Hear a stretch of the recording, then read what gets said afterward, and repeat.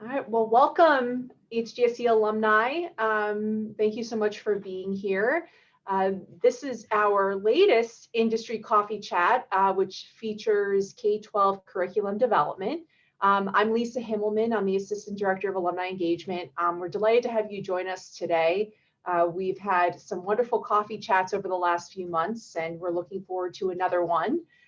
Before we get started, I did want to go over some light housekeeping. So as you can see, we are hosting today's session in a meeting style. So feel free to keep your camera on or turn it off, whichever is your preference. We will be recording today's session, as you can see too, and we will distribute it to everybody who registered after the fact. You will notice that you're currently muted, and ask that you remain muted when you're not speaking. But this session really is meant to be interactive. So everyone here will have the opportunity later on as we're entering into the Q&A portion and opening it to the audience to raise your hand and go off of mute or to ask questions. And we'll continue the discussion at that point. We also invite you to use the chat for this purpose. So please feel free to enter questions and discussion topics into the chat, and we will be moderating that. We would love to get a sense of who's here today. So if you would, in the chat, please put your HGSE degree, your program or concentration, where you're joining us from, and your current role. And then lastly, we do have closed captioning available for today's session. So if you'd like those captions, please click on the CC/live transcript button, then click on show subtitle. You can turn off subtitles by clicking on live transcript, then click hide subtitle. So now it is my esteemed honor to introduce today's facilitator, one of our HGSE Alumni Council members and EDM graduate of 2018, James Hankins. James is currently a content specialist at Yes Prep Public Schools in Houston, Texas. So take it away, James. Good morning, good afternoon, wherever you are, wherever your location is. Nice to see you all here for sure. Excited about this chat for something that I know the panelists are really excited to talk about, an industry that doesn't get as much coverage as I think it should, but we are diving into this area. Like I said, like Lisa said, thank you, Lisa. My name is James Hankins. I am from the state of North Carolina. I claim North Carolina, even though I currently live in Houston, Texas. We could talk about the better barbecue, which exists in North Carolina. That's a longer conversation for another day. But I am a content specialist for Yes Prep Public Schools, supporting AP Government, Economics, African American Studies, and Mexican American Studies, while also teaching a class once a day as well. So a little bit of that, entering in a little bit of all the fields that exist in that area. But what I want my panelists to do is to also give their name, their year of graduation. Where do you currently call home, or where do you call home originally? What is your current location and your role? And also tell us something good. Give us something positive that's going on in your life right now, something to get the energy flowing, something to get people excited to dive into our discussion today. So let's start with Sabrina, if you don't mind going first, and then you can popcorn that to someone else. Okay. Hi, everybody. My name is Sabrina Alicea. I'm going to be really honest. I was reading the chat, James, so I don't know all of the prompts. I do call Chicago home. I love Chicago, from Chicago, pretty much born and raised. What else? What else was I supposed to say? Talk to us about your current role. Got and tell us something good, something positive going on. Something good, something positive. Okay. I'm going to take a little bit of a cop out and say something good and positive is to be here. I'm excited to chat with you all. So this has been a bright spot, so a highlight of my day. What I do right now, I am the director of curriculum development for a national literacy nonprofit called the Literacy Design Collaborative. We create materials for teachers and students from kindergarten through 12th grade. We've got some really exciting grant projects that we're working on. There's also an implementation side to our work, which is really cool. So our curriculum is seen not just as things that the teachers, kind of use to work with the students, but like really strong tools to help them become even better teachers than they already are.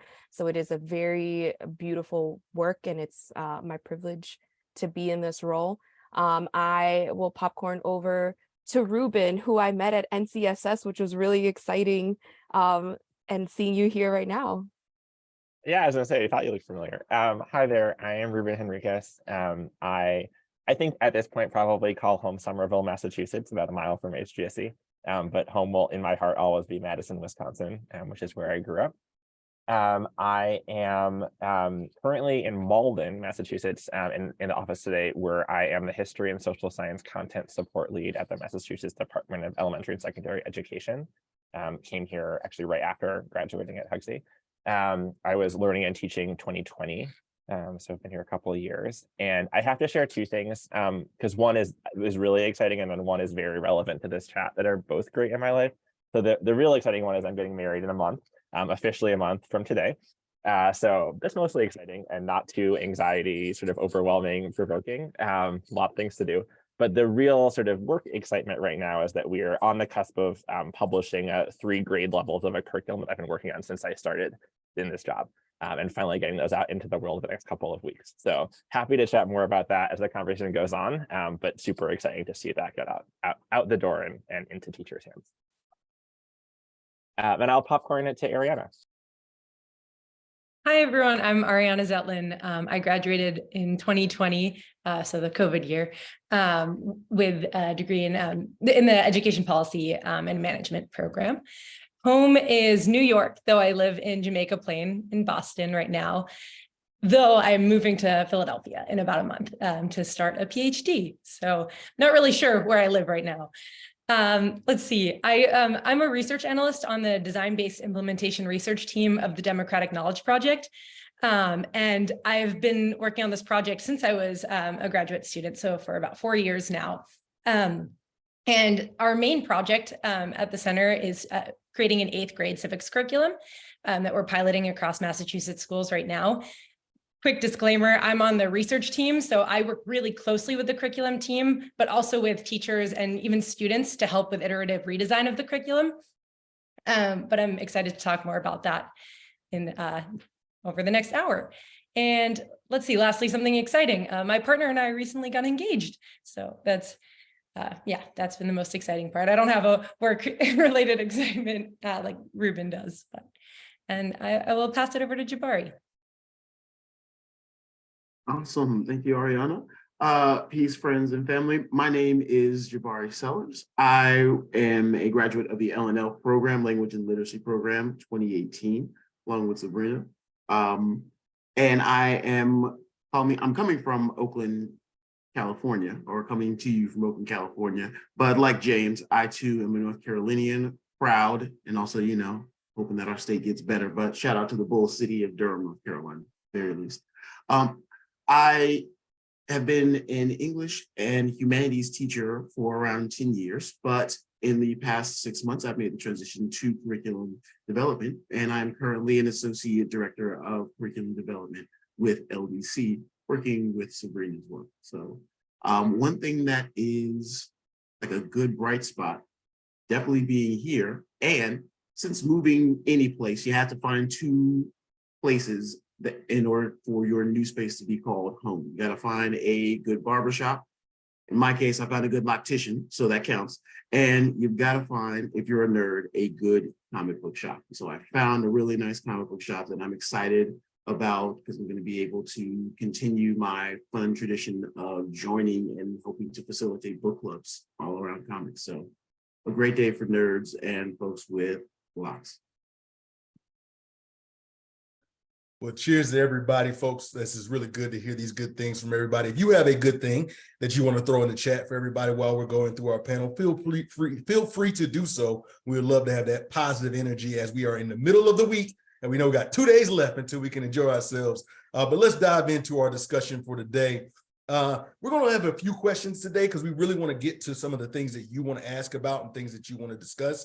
And so our panelists are going to try to keep it between 1.5 minutes, 2 minutes. You know, Harvard folks, we tend to like to filibuster for a while, but we're going to try to keep it within that time frame. And so let's start with question 1, and let's go in reverse order. Jabari, if you don't mind starting this off, what led you to curriculum work in general? What led you to that field? It really all started for me in the classroom. I'm coming from experience teaching where, yes, we had curricula and sometimes given to us, asked upon us, or forced it upon us, but oftentimes we did not necessarily have the resources that we needed in order to properly implement that curriculum. And so the teachers, in their craftiness, in their creativity, often kind of fell back to looking at skills that we wanted to connect with or themes that we wanted to make sure these students were exposed to, giving us a level of creativity when it came to really engaging students. So for me, my work in curriculum development is fueled by, influenced by, and the product of my time in the classroom. And we can just go whenever the spirit moves you, you're welcome to go. Well, I had a similar experience. It also stemmed from classroom experience. When I was in undergrad, I knew I wanted to go into the research space in education, but I also really wanted the teacher's perspective on research in particular. And I also really enjoy working with students. So I pursued a master's in teaching. And while I was student teaching in Virginia, I tried implementing project-based learning lessons and curricula in my classroom. And there were two main challenges that I experienced. The first one was that it was incredibly time consuming to create these lessons from scratch or reinvent the wheel. And I didn't know where to turn to for a full curriculum. And the second was parent concerns. And so fielding those as a young teacher, parents asking, when are you actually going to teach the content? And so when I was at Hugsy and came across the Democratic Knowledge Project, I thought this was the perfect opportunity to see how a group was creating a curriculum, a project-based learning and student-led civics curriculum, and to understand how teachers and parents and students were receiving it. So that led me to this project. And I'm happy to jump in. I think I'm going to sort of say a lot of what Jabari and Ariana just said, because I also came out of the classroom, and also like I would say part of what led me to is like I really love planning lessons as a teacher. Like I really like designing curriculum. I always did. I like the intellectual puzzle of trying to kind of figure out. I was a history teacher. I taught AP World History. It was like all over the world, and trying to figure out how to make that manageable and accessible and break down skills like that. That was actually some of what I enjoyed most in the classroom. And so I was teaching at KIPP, at a KIPP school outside of Boston, which is a national network of charter schools. And they were starting to move towards the direction of creating some central kind of network curriculum for their AP courses. And I was super skeptical of it at first, because I really believe, I was like, no, teachers need to be creating these things themselves. Like that's like part of what teaching is. Like, I don't want someone telling me what to do. I don't want other people, like, I don't want those resources. And I think sort of over time came to realize two things. One was that I liked it, but not everyone does. And also it is incredibly time consuming. As Ariana said, like I enjoyed it, but I also like was totally burning myself out trying to plan a curriculum from scratch. And so sort of got involved in some of that work through KIPP. And then now it's a huge part of the work that I do here at the department. And we really have kind of an overall push, not just in history, but really across our content areas to try to get good instructional materials into the hands of teachers. And we've just seen sort of time and time again, and research backs this up, that like, if you give teachers good materials, rather than having them create them from scratch, teachers can do what they do better. And sort of it's one of actually the most cost-effective ways to like support and increase all students' learning. And so I think I've sort of become a convert from my very, very reluctant days as a classroom teacher who really clung fiercely to what I was creating myself. And it's been fun to see the impact of that. I think like most folks, I got into curriculum, like everybody kind of said, just out of necessity. So around the time that I graduated undergrad, I'm teaching in Chicago. I got my undergrad in Illinois. We were moving from the Illinois state standards into the Common Core standards. And instead of the undergrad saying, we're going to do, we're going to teach you Illinois standards, or we're going to teach you the Common Core, they were kind of like, it's up in the air. And we really just did not know much about the standards and just kind of what was going to be expected. So when I got into the classroom, I'm a person that's like, if this is what we have to do, this is what we have to do. And so I was trying to find materials that fit the Common Core standards. And as many people know, they just didn't exist at the time. So I had to get really into the standards myself and start to pull apart the ways that I saw, the basils that we were handed, all sorts of different curriculum materials we were handed, weren't really fitting the needs of what I wanted to implement in terms of trying to be really like intentional to Common Core. And I liked Common Core. I like the reading standards from them. I like the way that they make students kind of think. But then of course, with those, you have to also be really intentional with the books that you choose and the text that you select. And so I found a lot of fun doing that. And from that place of early days, starting with kind of tinkering in my own classroom, I started to just become really intentional and build materials. And I like to work smarter, not harder. That's something that my first assistant principal kind of coach shared with me. And so I started to create things that felt really useful year after year. And then I would share them with other teachers. Fast forward to my last year in the classroom, I had developed kind of a larger curriculum that was more culturally responsive, but then also called upon the Common Core, skills for teachers to use. And it was being implemented in different classrooms across the school that I was at. As many people felt similar to, I got very, very burned out with remote teaching, with just lots of things that were happening during that time period in the pandemic. And I wanted to make kind of a bigger impact with curricular work. That's what led me to my role here at LDC. And I get just a lot of the tools to take those things that I've been wanting to do and wanting to explore from those early days in the classroom. And now I get to implement them in many different sites across the US. So pretty exciting stuff. Thank you. All great stories as to how everyone got in. The next question is a little more difficult. We're asking you, what is a rewarding experience you've had in this field, or what has been a challenge that you face in this industry? What is a rewarding experience that you've had, something that's really excited you, something that's really motivated you, made you feel good about what you do? And what is something that has been a challenge, something that people who are not in that field or are curious about the field might need to be warned about an experience that you might have? Ariana, if you don't mind, would you like to pop us off first with your response? Yeah, happy to. So the most rewarding part of this work over the past 4 years has been seeing the teachers who use our curriculum shift from implementing it with fidelity or like to a T to implementing with integrity, as we like to call it, which is more of really adapting it to their own environments and taking it as a base, but implementing it as they see fit. And that's great because I think in the beginning, implementing it with fidelity verbatim is challenging because there's not a one size fits all curriculum, and there shouldn't be. Another rewarding experience that I'll just add is really seeing the student work.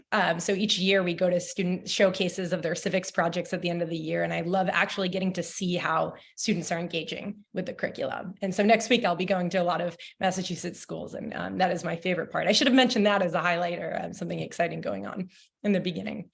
And a challenge is just balancing this age-old challenge of balancing standards with student-led or project-based curricula. And specifically with our work, we map out the curriculum to see where all the standards are to make sure they're being hit. This way, administrators and teachers can feel confident that this curriculum really is covering what Massachusetts is looking for. And at the same time, these lessons are really time consuming to implement, and teachers have to make necessary cuts. And I think sometimes that might result in some of the standards not being covered. And so trying to balance that on our end has been tough.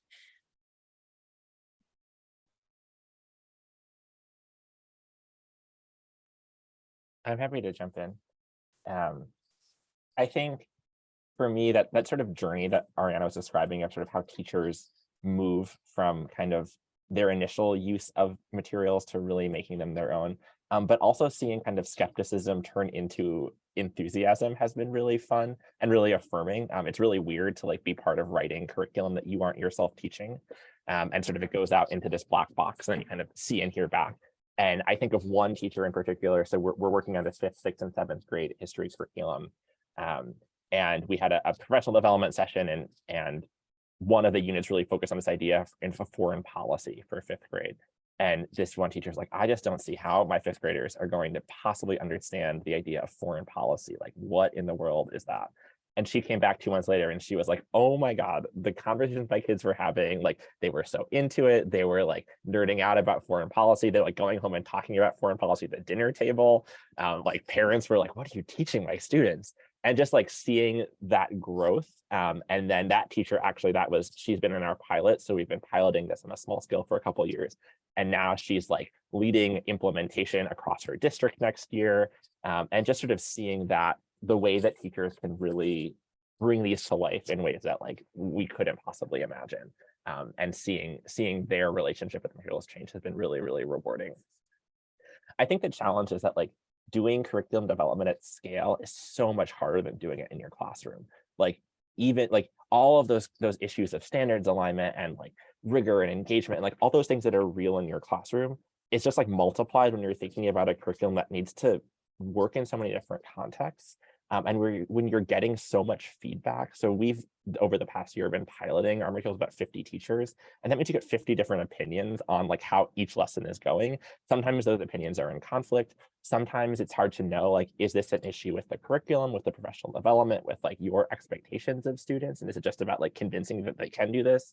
And so I think trying to figure out like how to embrace like slow and steady progress rather than perfection, and how to move, quite honestly, from focusing on fidelity to focusing on, I love that word, integrity, and thinking about what integrity really looks like and supporting teachers in figuring that out, has just been this whole other layer of challenge that I don't think I possibly could have anticipated 3 years ago when we started this work. I can go. I echo a lot of what Ariana and Ruben are saying. So one of the unique things about our organization, though, is that because we are a national nonprofit and our org has been remote since 2013, so all of our contractors are remote. Everybody comes from across the U.S. So one of the coolest things is getting to collaborate with educators from so many different places, and getting them into those spaces where they're working on the curriculum together and hearing the different input, the care, the support that they give each other. It feels like I almost sound very like I don't know, it's very, very not democratic, but I guess I would say just like patriotic, but it's like a really American experience to have so many people from so many different places contributing to this thing that we're creating. And it just makes me very proud. I also have to apologize very quick if you guys hear that weird noise. It's my dog. I have a pug and she's snoring in the background. It's like, I don't know. The students when I was remote teaching always thought that there were funny things going on in my place. Anyway, so that's the beautiful part. Like I really enjoy that. I think one of the challenges that we're facing, especially in our social studies curriculum. So one of the projects that we have is this American history, civics, government curriculum that we're developing. And it's really exciting to create, but we also know what's going on in the entire country right now is that there's so much divisiveness on certain topics that might not necessarily need to be divisive, but they are. And so to Ruben's point of like, you have to think about these things being implemented in so many different places and getting the different opinions. We also have that on a nationwide level. So some of our materials are being implemented in Los Angeles and some are being implemented in rural Kentucky. Some would be implemented in rural New York and then New York City. And the thing we have to create has to be able to be consumed and used and useful for students and teachers in all of these different locations. And so we are very careful about the way that we word things. We're very intentional about just the positionality that we're putting into things because everything has bias. And so we have to be really, really conscious of things like that. And so I'd say that's one of the biggest challenges, but it also kind of leads to a positive because it's sort of the way that we should be kind of approaching certain conversations, I think, in different ways. So I guess to kind of sum it up as it's almost like a benefit too. It's a positive thing, but yeah, that's kind of the way we see it, or the way I see it on this like national level, what we've got going on. You know, I've had earlier conversations just about the transition from the classroom to curriculum development. And let it be known that for those of us who've been in the classroom, for those of us who've been teachers, we developed curriculum, we designed curriculum while we were in the class, even if we didn't necessarily have that title. So definitely want to make that clear. But one of the things I've talked about when it came to making that transition just in career title was that feeling of, oh man, I lose that proximity to my students. And when I think about that even more, it's a matter of losing the proximity to kind of bearing witness to success and discovery. But there's a different kind of reward that we get within curriculum development that kind of reminds me of, again, kind of bearing witness to that sense of discovery and success. And that's especially when you're able to develop curriculum or help manage the development of curriculum that is inclusive when it comes to the expression of understanding by way of assessments, inclusive when it comes to text selection and the voices and representation that you are going to have your students engage with. So the reward is in recognizing, as both a former educator and most definitely a former student, all of us have been former students, the abundances and the paucities within the curriculum that we've been exposed to, or the curriculum that we have had to work with. So that's been a great reward, and it keeps on giving back. But it's within that reward, similar to what Sabrina was saying, similar to what we've all been saying, is the challenge of recognizing that on a larger scale, there's so many other factors beyond our desire to do right by the students, which is our priority, but other things that influence the ways in which we can do right by our students by way of that design. And that is a challenge. And the challenge is something that we see, challenge is something that we welcome, because the outcome is making sure that our curricula are, yes, driven and maintained by standards and goals of our schools and our districts without forfeiting innovation and inclusivity. So the challenges can be rewarding as well. I have to say, really appreciate everybody's answers here, and definitely agree where a lot of folks stand as far as the challenges and the rewards.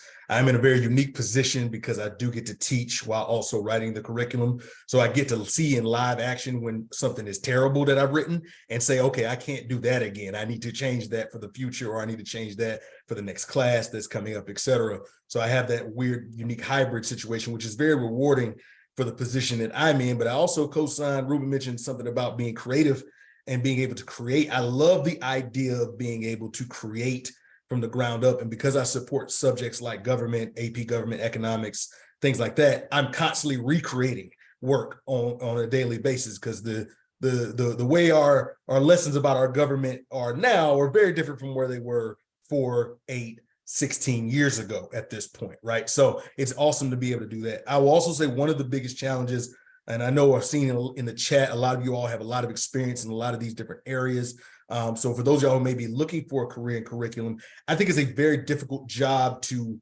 acquire. I think that it's very difficult to acquire because a lot of people tend to latch on to these positions and stay in these positions for a longer period of time than maybe some other education professions there are, and trying to find your niche actually as well. Some of you all in the panel work for a national organization that supports various different states, as Sabrina mentioned. Others work for just a state themselves. Some of you all, like, well, myself specifically, I work for just a district, trying to find what those positions look like, and they look very different depending on where you work.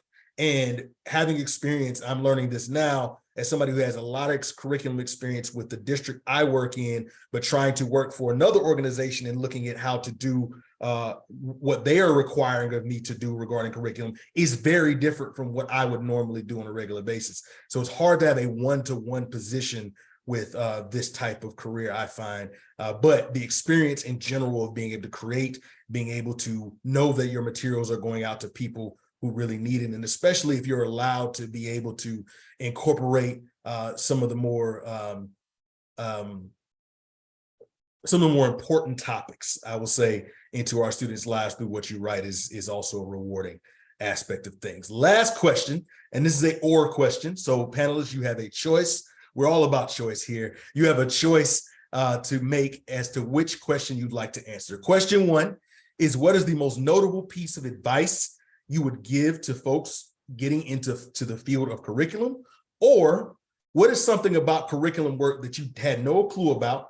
It was an unknown, as Donald Rumsfeld would say, that you didn't know when you started, but you wish you did at some point in time. So what is a notable piece of advice you would give for folks getting into a field of curriculum? Or what is something that you had no clue about that is a surprise when you got into it, that you had no clue that you didn't expect to experience when you got into the field of curriculum? And let's start with Ruben, if you don't mind. Would you mind going first, Ruben?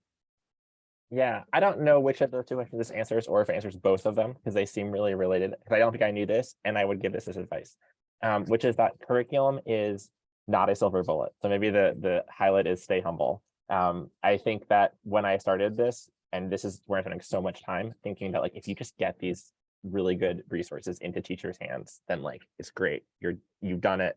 Like they'll go forth and teach, and all will be beautiful. And the importance of not only professional development, but also thinking about some of the systems and structures and supports just from like an administrative and institutional level in a school or district plays such a critical role in the impact of your work. And I think, depending on the position or the specific role you have, maybe you're only focused on one of those things. Maybe you're thinking about all three of those, but all of those things really need to happen in concert.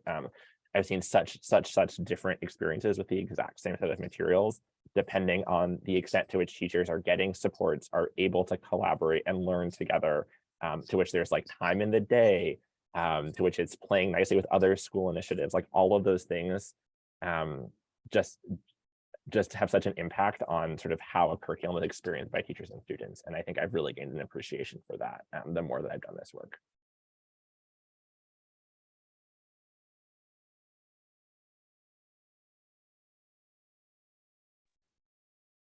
I think for me, one of the kind of notable pieces of advice or realizations that I've made as I'm developing my curricula, or as I'm just developing curriculum period, is a greater appreciation for my experience as a teacher. I think coming into this work, there was an understanding that yes, I'm here as a result of my experience, but I'm not sure how directly applicable some of my experiences in the classroom are going to be to developing curricula and developing a lesson plan or a unit plan for someone and for a group of students that I'm not familiar with. But the understanding of the nexus that teaching is, the nexus that joins the practical and the theoretical, is something that I've realized to be very invaluable. And so as you're developing or going into this career, recognize the heft of resources that you have in your experience, especially if you are an educator, and especially if you're coming from an educational background. That understanding of the importance of the theoretical and the need for the practical is something that is essential within curriculum development, that's essential within any kind of planning within education. And you have that, many of us have that at our disposal, and have that in our quiver. We just don't necessarily realize it. So something to realize, and something that I'm continuing to remind myself of even now as I continue to develop. I think my response really piggybacks off of what Jabari just said. So one thing I really realized, and now I've been on two sides of this, right? So I had to apply, I had to get into this role, and then I also do hiring at my org as well. So I've had the opportunity to see other folks' resumes and lots of things like that. And I think something that I did, or I know something that I did that was beneficial, is that I positioned myself as a curriculum designer, even when I was leaving the classroom. So my resume said curriculum design experience. And even though it was listing out what I did or it was listing out my role as a classroom teacher, the things I highlighted in those bullet points were the curriculum design experiences that I had. So I pointed out the things that I created. I pointed out the work that I made that had to do with the standards alignment, the standards that I was really familiar with. Because if you're designing curriculum, folks want to know, are you familiar with their standards and are you familiar with their content? So I really made sure to highlight that. The other piece is that it is very, very difficult to make the jump from classroom teacher to curriculum work full time. I think that that's just, I haven't seen a lot of people who have been able to do that. And the middle ground is where a lot of folks are kind of missing the opportunities. So there are tons and tons of organizations that hire you to be contract writers, and that will improve your, your own teaching experience, your own curriculum design experience. Anything, if you use them in the classroom, if you're looking, I mean, I don't know jobs specifically that are hiring, so this isn't a job board, but I can promise if you, we had folks who came on who've like, I've done work with Newsella. Reconstruction has curriculum designs that they bring on as contractors. Just like any different website that you've seen curriculum materials, they likely have designers. So don't shy away from those kind of part-time contract roles to gain experience as you're trying to break more into the curriculum world.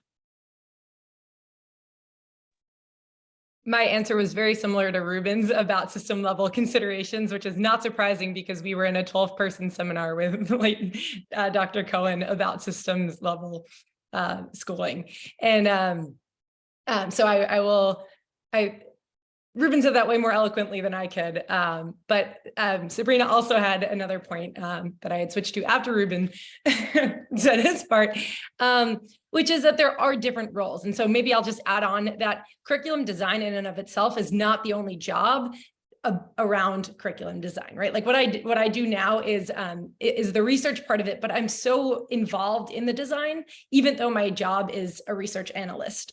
So I work with the curriculum team at least 3 times a week, giving feedback or asking or giving, advice or asking for feedback about the research. It's really collaborative.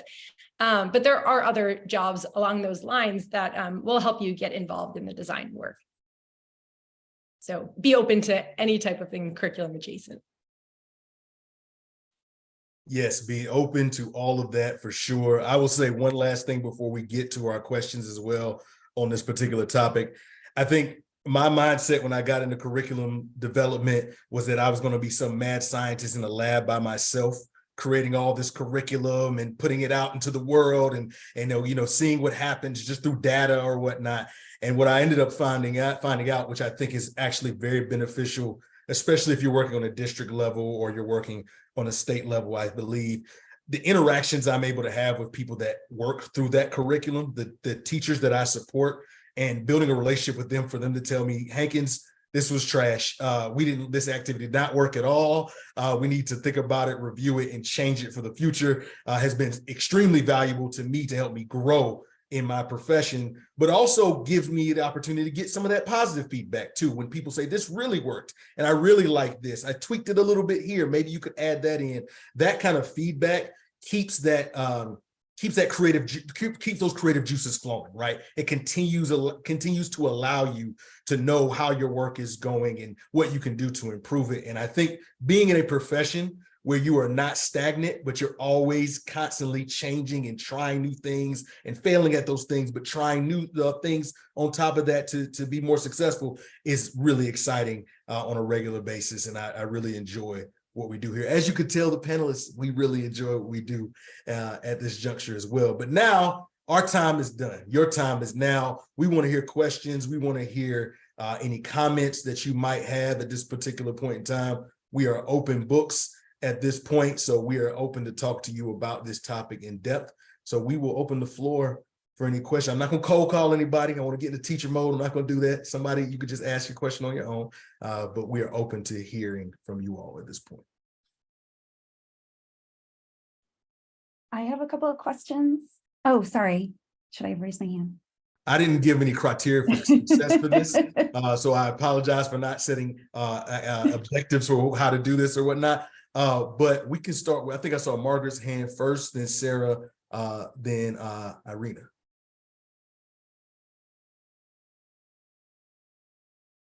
And Margaret, I think you're on mute.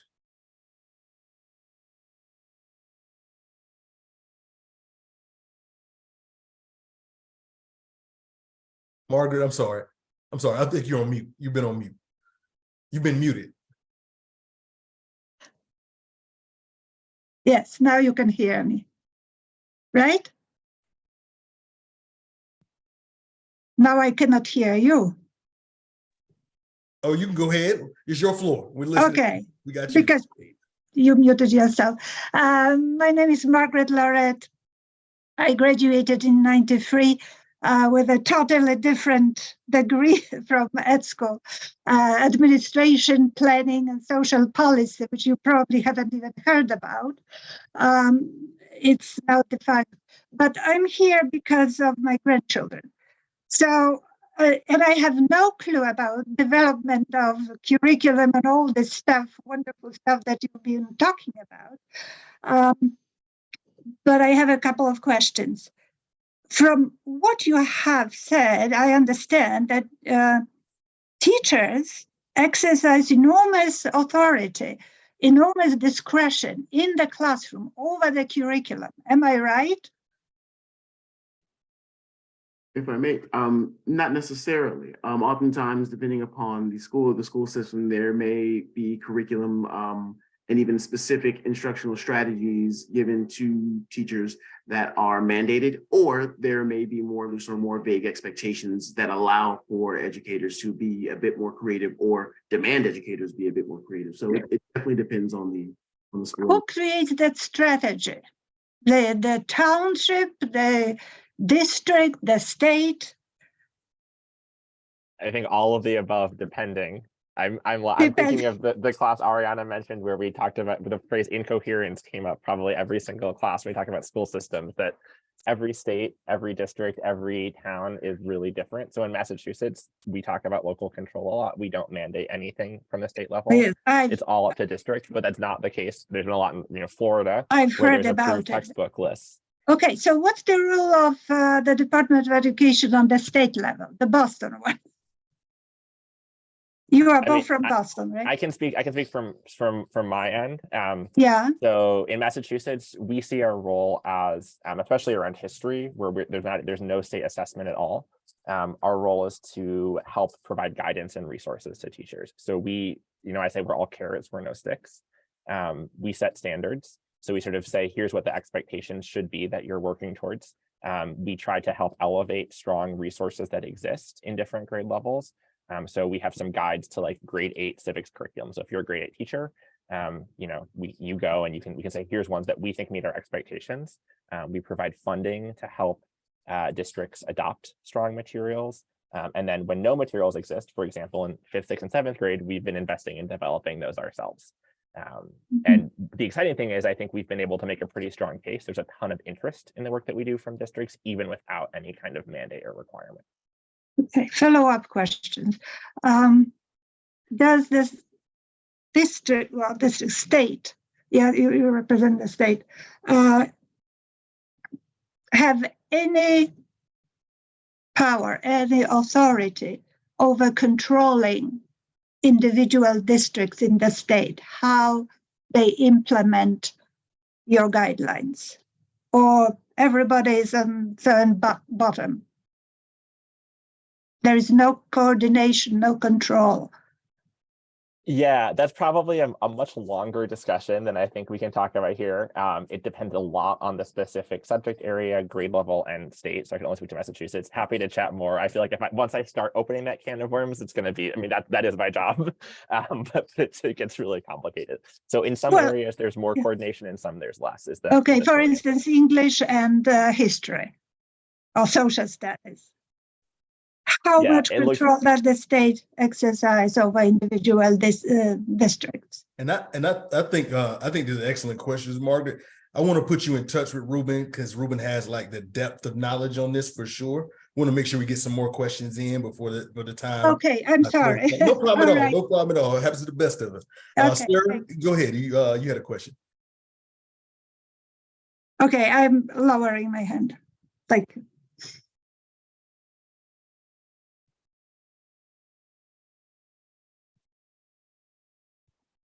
Sorry, did you call on me? Or the other Sarah? I see there's multiple. Sorry, I forgot to unmute myself. I think that was me, right? I think so. Yes, yeah. Okay. Absolutely. I have a question that touches on what Sabrina was saying about being a nationwide organization and trying to provide materials that can be used nationwide. I guess I sort of an open question, which is how have others worked with that concern? So for instance, we at Choices at Brown, we develop materials that are inclusive and culturally relevant and center different histories of different groups. And we can't provide those materials to many students in the United States because the states won't allow it.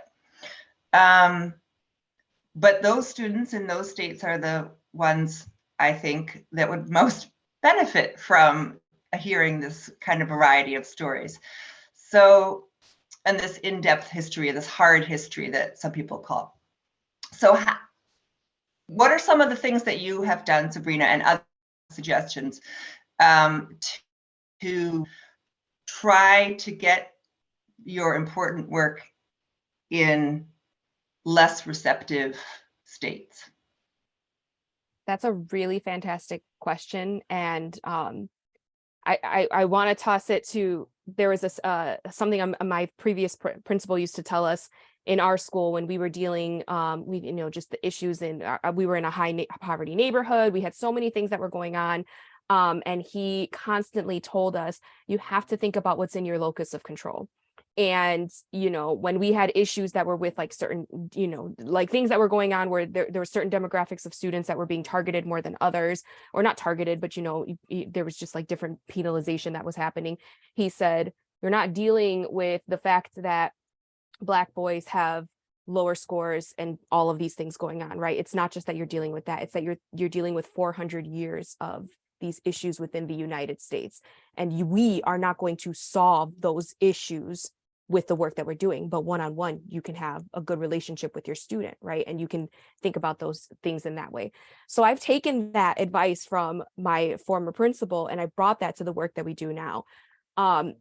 Unfortunately, and fortunately, I'm not going to be taking the curriculum work we do and knocking on Florida's door at this moment, right? I'm not going to be doing that, but I am going to be really intentional with the things that we create so that some students in different places don't feel that they are being specifically targeted by whatever is in it. We don't need to put politics within the work, right? So the example that I constantly give is I don't need to give you a piece of material and tell you like, yeah, tell me why you think Columbus is a horrible person. I don't need to hand you that, but I can give you stats and I can give you his own writings and I can give you all sorts of materials where you will likely draw the conclusion that he was a horrible person. You don't need me to say that. And that's also taking away your ownership of critical thinking for me to say that for you, which we notice if you teach or you work in places where folks are more liberal and they're more, you hear the students saying those same things, but they don't understand why they're saying it. And so I want to encourage those students just as much as I want to encourage students on the other side to be critical thinkers and to actually analyze the materials that's in front of them. So that's the perspective that we take on that work.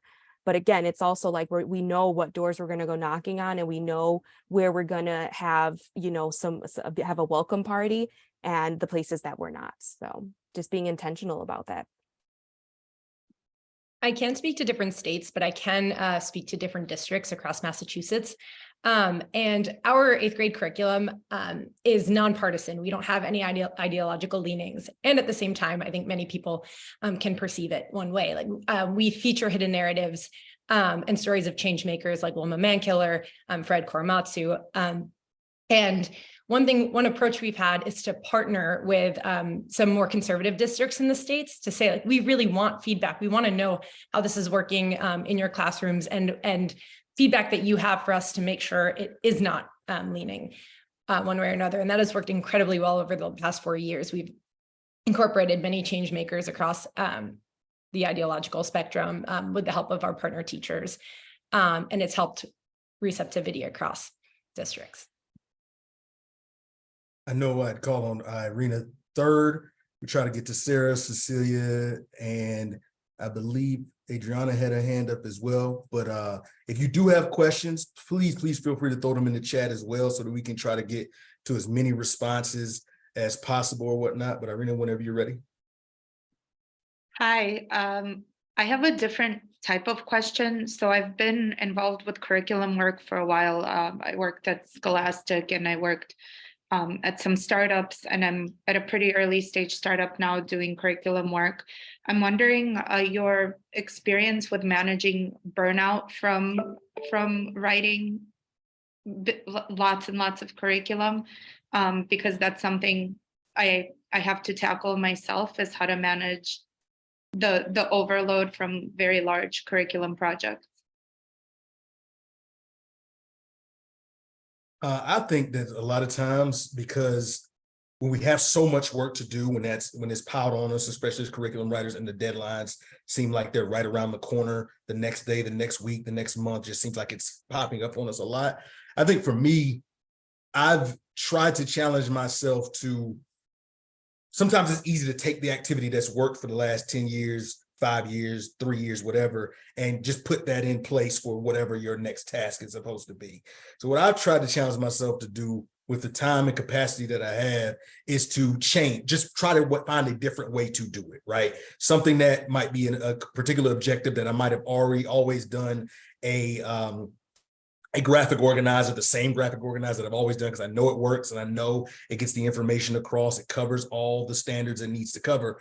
And then I've tried to challenge myself to say, all right, let me just change that. Let me just find a different way to particularly do this activity. And that's scary sometimes because you don't know if that's going to work as well as your past activity. But at the very least, it might create those creative juices flowing, get those creative juices flowing a little bit more, allow you to be less burned out about doing the same thing over and over and over again. And I think the general thing about burnout for all of us is we got to make time for ourselves as much as we possibly can. And I think that's an area which I try to tackle on a regular basis. I think I don't want to take up too much airtime, but I want to say the funny thing is Jabari and I talk about this a lot. We actually have the opposite in our role because our org really prioritizes balance. And I hate to even say this, but even when we're working with authors who are teachers, I'll constantly say to them, like, there are no fires here. Like, of course, there's deadlines, but it's very different than the work of the classroom where you're constantly trying to put out fires all the time. With curriculum instruction, we have a little bit more time because for us, the quality is better to make, like, it's more important for us to make sure that the quality is the utmost important thing with what we're doing. And yeah, so that's just like a workplace environment thing. I think in our org really prioritizes our balance. We hire contractors to take on different roles whenever we need a little bit more support in things. And that's a little bit of equity for us too, because then we're supporting teachers who want to get some more experience. So that's, yeah. And to add to that, I'm just thinking about how I came into curriculum development, definitely out of the classroom, but as Sabrina was saying, like, hey, the full-time opportunities may not necessarily be as quickly or as abundant. So I started as a curriculum author and then became an associate director of curriculum development. And so a lot of my experiences is kind of comparing my experiences as a teacher to my experiences as a curriculum developer. And the biggest difference has been this focus on capacity when it comes to developing curriculum in the space of, hey, we have these larger projects and we're in this open communication from director to author to thought partner. What is your capacity for this particular work at this time? So one thing that has really helped to prevent burnout has been to be very open when it comes to how we're feeling about the process of a project and what we need in order to succeed. And sometimes that need is break, a break from this or a softer deadline while recognizing that we still are meeting our larger goals. And I don't think it's devoid or completely absent in the classroom, but I just know that the sense of urgency, not sense, but the reality of more urgent, needed, immediate things just has a different kind of energy and brings out a different kind of energy in comparison to what I'm experiencing now as a developer. Sarah, you had a question. Irene, I hope we answered your question. If not, we can definitely get back to you with some ideas. Yeah, thank you all so much. I'm Sarah Field. I work with PDL Works. I do both PD and curriculum design. And I actually have two questions, but I know we're short on time. So I don't know, maybe you can pick the one that's more interesting to you. One is just, I'm really curious about evaluation, particularly with, I liked what you said about implementing with moving from implementing with fidelity to implementing with integrity.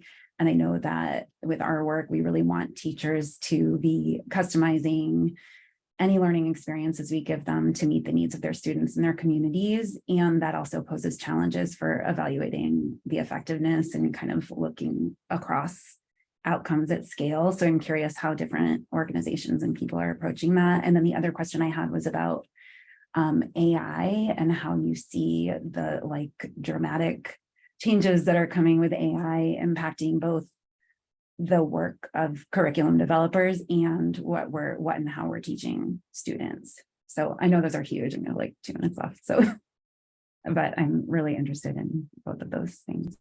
I'm happy to speak to the first one a little bit briefly, because we thought a lot about, we've been doing some evaluation, and I think one question is sort of like, what is the purpose of the evaluation? So ours has been really formative, right? We've been piloting, we've been intentionally trying to improve the materials. I think it's different if you're looking at impact, but kind of getting a sense of like what are the goals, right? What do you want to be seeing? And then for us, when we see teachers adapting, the question is like, why are they adapting? What kinds of adaptations are they making? Are they in line with the goals of the curriculum? And then are these things that the curriculum could be doing for them, or that by necessity need to be adapted? So for example, one thing that we've seen is like almost all of the teachers we've observed have been adding more graphic organizers than we have in the curriculum. So that to us is like, we can just do that ourselves. You're all doing it. It's clearly like high need. We can save you the labor. If we see teachers who are really differentiating and like scaffolding certain readings based on who's in their classroom, like that's probably something that the curriculum can't do.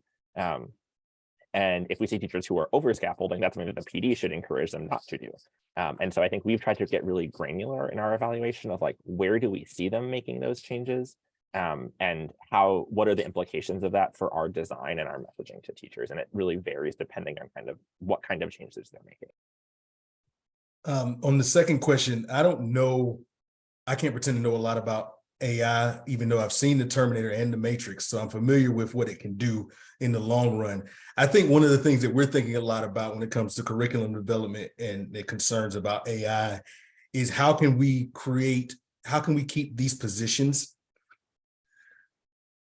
in tune with what's going on in the day-to-day classroom, what's going on in the at the school level. How can we continue to keep these positions in a role in which I'm interacting with teachers on a regular basis, as opposed to just them getting a script and being able to follow that script in order to teach their class. And I think that's kind of the way that our district is kind of looking at combating this push in that direction.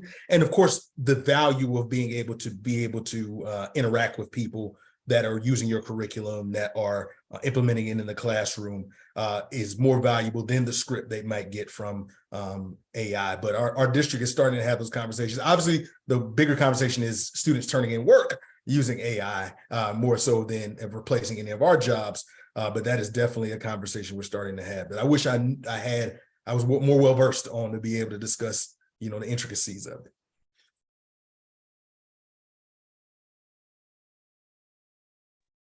Should I ask my question? I know we're very short on time. Hopefully it's not going to take too long at all. So actually, James, I wanted to let you know that I was a teacher at Yes Prep for the past 6 years as middle school math and physics and chemistry. So I'm also in Houston right now. Anyway, so my question, right now I am in the introduction that I gave myself in tech consulting, looking to get out because corporate is a weird place. Obviously, it's not where my heart is. It's not where my brain is. Any time of the day. I was wondering if, in my time here, I'm learning a lot about business, about tech transformation for, just big companies, corporations. Is any of that useful in curriculum design, like the business side? Obviously, I'm assuming the project management side, and there's probably more. Curious to hear about that. I'd actually say you are probably more likely to get a role at a ed tech startup. There's less curriculum work than there is tech work at ed techs. And it shocked me when I was looking into, when I was coming into this field, I did a lot of research on different spaces, and there was tons of project managers, program managers, UX, design, all sorts of things to just make a company run well, as opposed to like curriculum. There weren't a lot of folks that were really we're going to walk through ELA resources, math resources, that sort of thing. So I actually think that you would find a lot more opportunity in the ed tech sphere than you think. That's good to hear. Thank you. I see what you wrote in the chat, Ruben. Thank you. Yeah. Cool. Yeah, that's it for me. Thank you. Well, thank you all so much. It looks like we've reached the end of our session here. We're about a minute past, so I appreciate you all hanging on. James, Ariana, Jabari, Ruben, Sabrina, this was fantastic. Thank you so much for your time today. This was a really excellent session. And everyone, please look out for a follow-up email next week with these resources, with contact information, the recording, and other information from the session.